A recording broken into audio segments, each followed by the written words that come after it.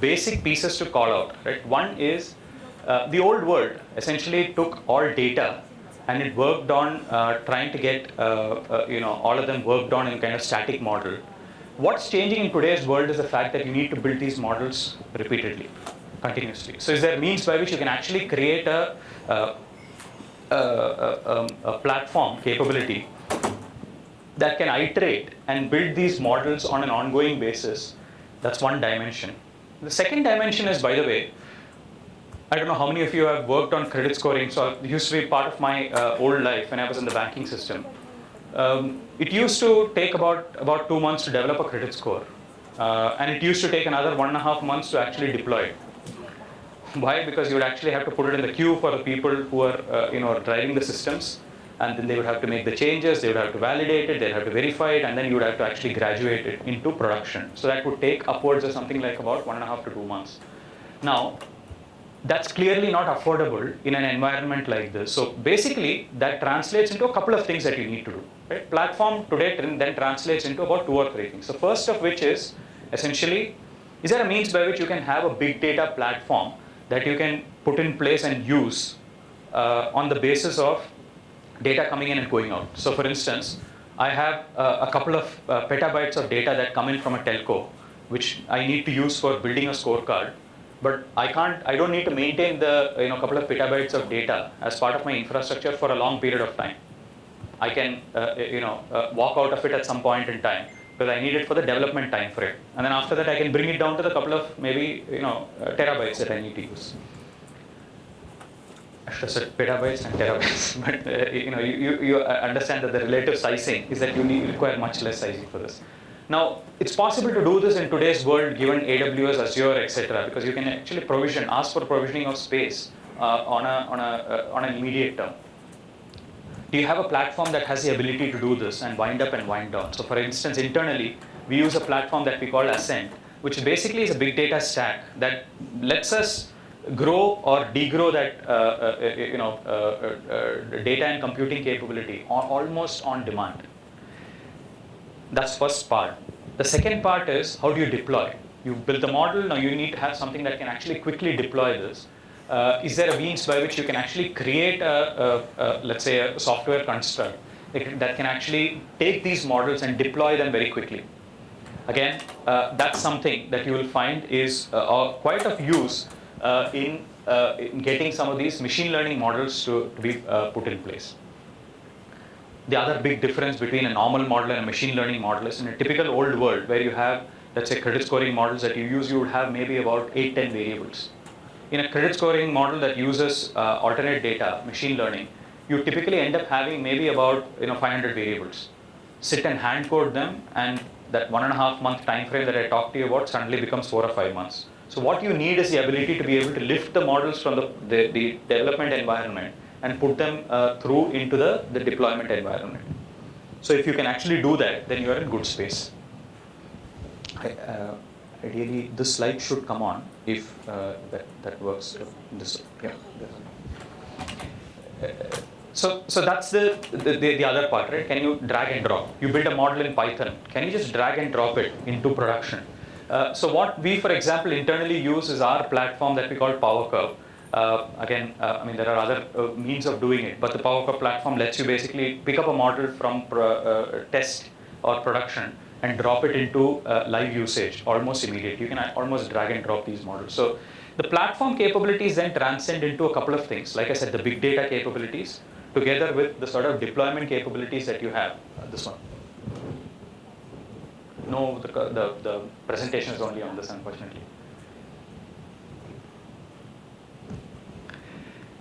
So that's basically where the platform comes together. Now, if I take a step back, let's bring all of these pieces together. Data. What did we talk about in the data terms? One is the mapping of the data, the fact that not all data is born equal, the fact that you have different predictability associated with different data elements.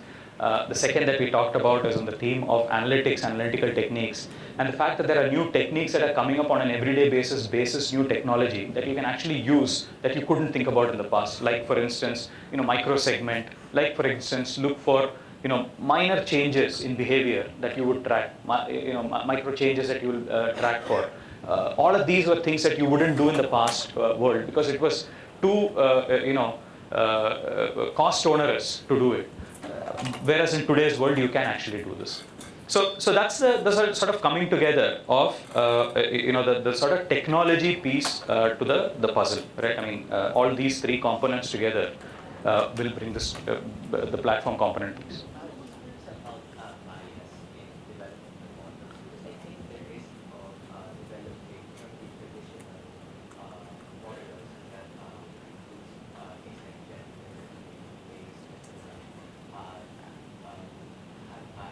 Sure. So can I, for those of you who didn't hear that question, the question was, what about bias in the models? Our internal rules for development on alternate data is we have in fact a bigger backlist of variables in the alternate data space compared to the formal data space. We don't use gender. We don't use gender at all. We use location, but like I said, frequency of location. I talked about the fact that we, for example, look at negative areas. These are not negative areas as much as negative profiles.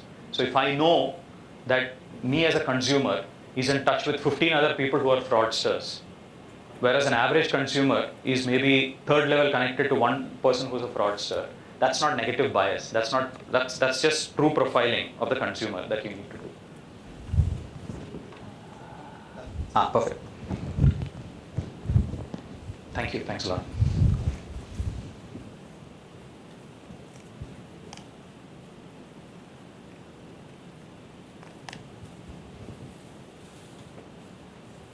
I should have said the other big thing about alternate data is you're using a laptop, make sure your battery is fully charged.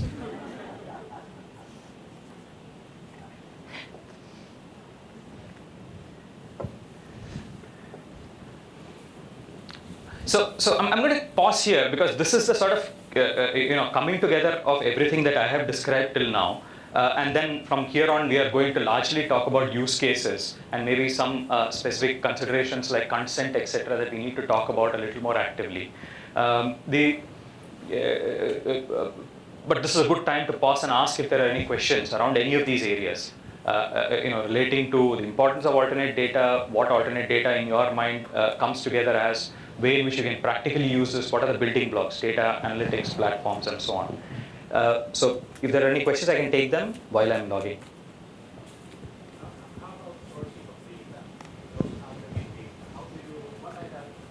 So that's the toughest part of the work. Essentially, because a big part of this whole disaggregation of information is that you have to either pay for it, or you have to find commercial models that make it relevant for people to actually invest in these things. It should hopefully work. Yeah. Yes.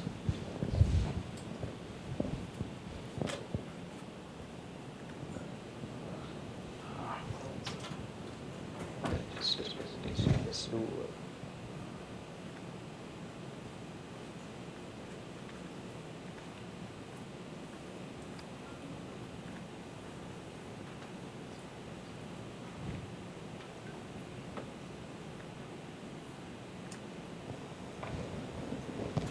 Right, so let's now get back to the sequence here. We talked about platform capabilities. We basically said it's about creating, managing, deploying, right? And then we said that what you need for this, I mean, I've talked about some technologies. You could use any of these, right? You don't need to use Tableau. You don't need to use Hue. You don't need to use, CDSW. You don't need to use Okta. You can use any of these technology variants. We talked about strategy management in the context of data variables, attributes, decisions. Effectively, the whole conversion of a decision into action as an important part. And key platform requirements, the fact that it should be unified, keep it in one place. The fact that it's integrated, decision execution is fast, data access is something that you have at any point in time. So important things to keep in mind. The fact that it has monitoring, reporting implicit within it. So all of these are platform considerations. Let's actually move to the implementations and quickly go through the telco scores. Context of the telco scores, for example, when we talked about it, was the theme that within telcos, there's a lot of data that they hold. Let's talk about the prepaid consumers and the use case that I talked about earlier. I actually gave away a little bit of already the work that we are doing here. Can we use telco data, machine learning to boost predictive power and increase acceptance for micro loans? That's effectively what we have done here. Use a lot of the variables with the telecom partners. Take all these variables, put them together in an adaptive learning model, and then work with a financial partner to actually convert these into something that can be lent against. What are the kind of attributes you would typically collect? You could have anything that you would use, right? Whether they are postpaid, prepaid consumers, what kind of data usage, geolocation, top-up history, call, SMS patterns, demographics, where you can use them and whether they are where they are acceptable to use without introducing bias. We already saw this variable, that slide, so I'm not going to stay on this. Some what we call out-of-the-box attribute creations. For instance, interaction ratios. We find that some of these variables are very representative. Say SMS to voice, weekday usage versus weekend usage, day versus night, office versus non-office, and so on and so forth. Again, please don't treat any of this as an exhaustive list. I'm just trying to give you an indicative list of things that you can think about in the context of variables and how you can use them. Call pattern, for instance, I talked about this as well. Top-up sizes and frequencies correlates very well with risky behavior, right? This is something that we see as a real part of what's coming through. Again, we talked about social network and network analysis. Again, has a big context in everything that we do in the telco space. Customer mobility, risk zone identification, all of that has some piece as well. So how does this whole thing work? The whole thing works almost as a seamless journey, right? You are a prepaid consumer of a telco. What the telco does is grabs all this information about you in the background and creates some summary variables that you can use. Even those in the telco context turn out to be petabytes of data that we have to process. Once they do that, effectively, if I'm a prepaid consumer and if I'm someone who might benefit by a recharge top-up, I'll get an SMS, an automated SMS from the telco that says, do you want to accept a recharge? If you accept it, this is the amount of charge you will pay for this, and we will set it off against the next time you come and actually do the recharge. So I don't need to go to any place to get the recharge done. I could, for example, let's say I'm living in a village and I need to get to the nearest town to get my recharge. Now I don't have this problem of having to travel all the way to the town to get this done. I can actually accept it and maybe go once in about 15 days and do the recharge when I'm actually getting there. Very doable, and effectively, once the thing to talk about in this is a great model which actually grows over a period of time. So let's say we start with microloans. For instance, we started off in certain instances with people who are getting, say, a couple of cents, 10 cents of credit. Take it over to $1 over a period of time. Take it to a couple of dollars over a period of time. And then soon, you can maybe give them a $50 credit, which might be for working capital, might not be telecom credit at all. Because now you've seen their behavior over a period of time, and now you can actually use it for unsecured credit, right? Back to your question. It's not secured, it's unsecured, but you can actually use that to impute what you might want to give them. And that's a means by which the first line of credit is getting given to these people. So, for instance, we've seen cases where, I was working in a bank in India a long time back. And one of the things that you would see is the average person who takes a loan, a sort of day trader, a vegetable vendor who's buying vegetables in the morning, selling it through the day to make his or her living. Typically, on an average basis, pays interest somewhere in the range of about 120%. So, the reality is, the people who can least afford to pay interest are the people who are paying the highest amount of interest. Why? Because they're paying daily rates. Right? So suddenly, what you can do with this is bring their rates down to something that might be a lot more usable, and then suddenly you have means by which you can grow that. Right? Let's actually talk about something that might be a little more controversial, more along the lines of your question, right? Device scores. Now, suppose I were to ask all of you guys to let me put an APK into your mobile phone, if you have an Android phone, or an application, if you have an iPhone. And if I were to say that with the information that I collect using that APK or application, I can actually build a model that is hugely predictive. right? Show of hands. How many of you will be willing to give me access to your phones? So 2 people out of about 50, 60 people here, 60, 70 people, 4 people, 4 people. It depends, right? That's a great answer. Sure, depends a lot on a lot of things. The same question, when we ask it of people who are financially unincluded, 95% of the people put their hand up first because they know that they'll get a loan at the end of that process. That's the difference between our audience and the people who are not financially included. Now, this is the first level. The second level is, what do you do with this permission? The consumer has given you consent. Is there means by which you can use this consent responsibly? This is where we see a lot of people falling off, and doing stuff that might not necessarily be the right thing to do.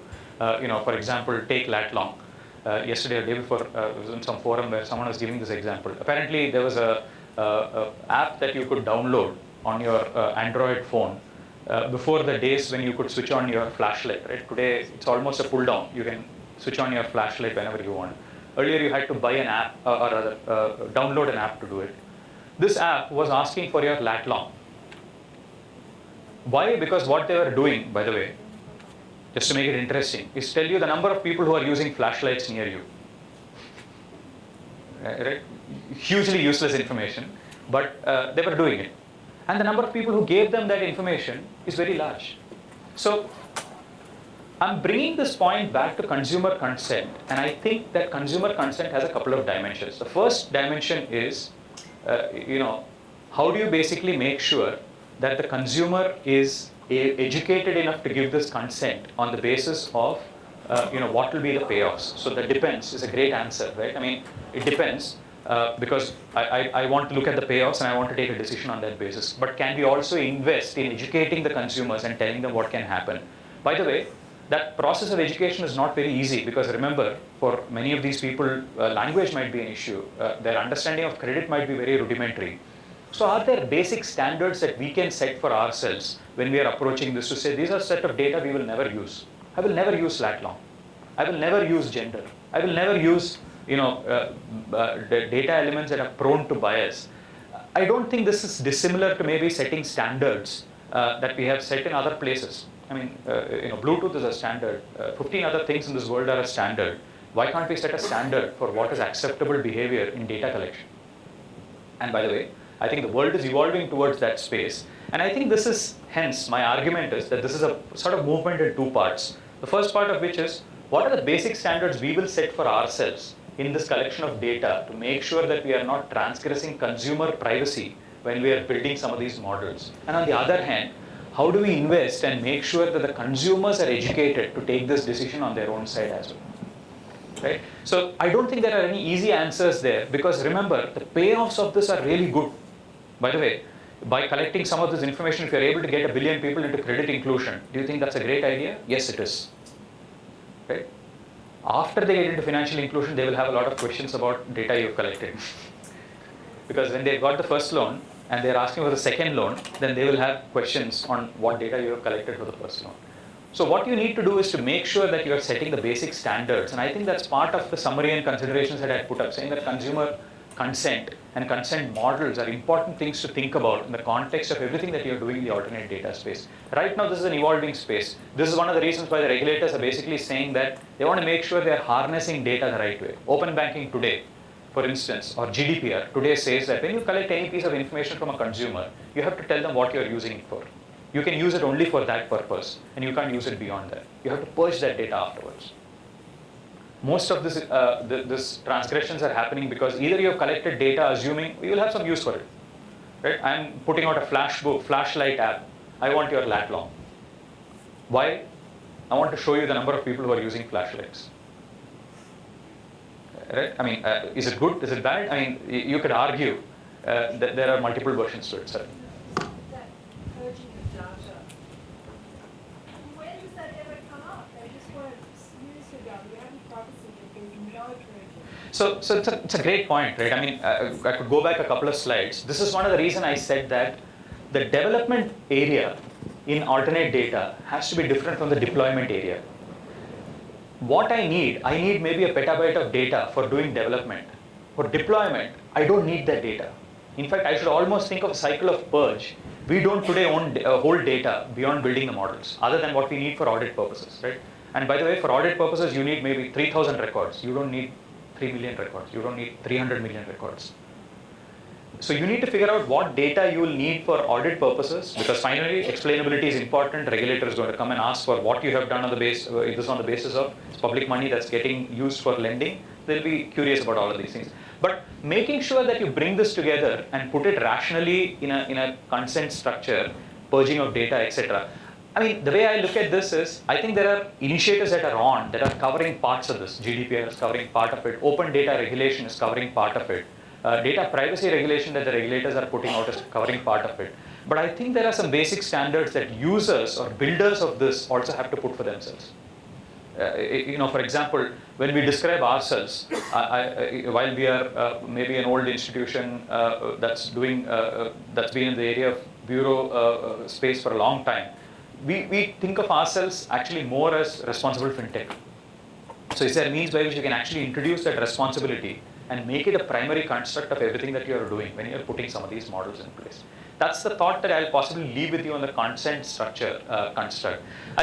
I believe that, in my opinion, that this exists in three parts. One is regulatory catch-up is happening. GDPR is happening. There are other initiatives that are on in that space that are happening. There's a second thing that's happening, which is basically consumer education models that need to work. The third is basic standards that we need to set. I think it's a coming together of all of these three things that can address some form of privacy concerns that we will have in this space. Because remember, just because there are some issues of privacy, this is too big an opportunity to let up, because this can actually bring 1 billion people into credit inclusion. So the payoffs are really large if you do it the right way, and finding that balance is going to be the important thing for us.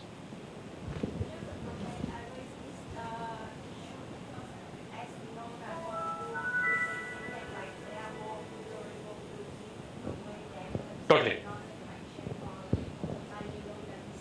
That's why I'm happy that you bring up the issue that, okay, so there need to be an kind of education to make sure they understand what they are giving up. So completely. No, I think your point was very well made. I think it's you can't complete a discussion on alternate data without a discussion on consent, privacy. You have to balance one with the other, right? I mean, implicitly, the more data I use, the less I'm being cognizant of privacy concerns. So how do you find the balance? My point though is that we can't run away from that problem because it's too large to solve, and we have to find a way to solve it and address this. I think there are attempts being made globally to address this, and we need to see what's the way in which we can bring this together. Sorry, Any research involved your data and the database, that's exactly what research is. Yep. So it is an incredible balance here. It's all being done with Totally. intentions. Totally. But with malintentions, but also Totally. the data. Gender, every donor now wants gender breakdown of data, disaggregated data, and yet we don't collect it a lot of the time, and so this is causing big problems of trying to show that we're actually having impact on gender diversity and whatever. Okay. And that, so it is, from both sides. Yeah, as you say, it's an interesting balance. It's one that we need to find as a society right now. I don't believe we have that. We haven't found the golden mean, right? I mean, we haven't found the right spot where we think that we are taking care of the use of this and at the same time balancing it out with privacy concerns. Coming back to the presentation, I'm conscious I have something like we have another 15 minutes. So there are a couple of slides here. I'm actually going to rush through them because we've covered most of them in concept and reality. The one thing that I wanted to talk about is X-score and the whole theme of combinational impact of scores. You remember I talked about this earlier when I said that instead of trying to take just one data element, can I take multiple data elements and then layer them one on top of the other, and what will I get? So I'm going to rush through this, but basically just to tell you that the solution, and again without trying to get too technical, is we've tried to do, for example, combinational models that are additive, which don't work. We have tried to do different models. The only thing that we find works is what we call a consensus approach, which is basically looking at, for instance, each of these models to the extent of the accuracy that they bring, and then bringing them together to the extent of the strength of that accuracy. Again, happy to pick up the technical details with anybody who would be so inclined to get to understand this better. But we think that this is a big part of solving for this combinational impact as we speak. The benefit of this is that we are actually able to get upwards of something like about between 6 to 20% lifts, 17% lifts that we are able to get on different models, depending on whether they're thin file or thick file. Thick file, for instance, is somebody who's already credit included. There, obviously, the benefits are much lesser. For a thin file consumer, the benefits are much higher. It's an important point to make because I think this whole combinational impact is not very well understood and subject to a lot of research. And while it sounds trivial when I throw it out there, possibly of the 100 unit of efforts that we put behind this, about 60 units have gone behind trying to get this combinational model right. So it's a huge amount of effort that's gone in there. What I'm going to do is, as with all things that the way things should end it with a video that we put together in a sort of Southeast Asia context. Kyle needs a new TV. He's 27, has a steady job, and is part of the 80% of the underbanked population in Southeast Asia. He can't afford a TV up front and doesn't have a traditional credit score to allow a loan. But there's a solution. Introducing Experian X-Score, a new platform allowing alternate database lending. By utilizing alternative data, Experian X-Score provides partners with a unique score based on insights from various day-to-day and lifestyle spending through apps, transactions, and utilities. This offers a logical insight and representation of a customer's financial situation.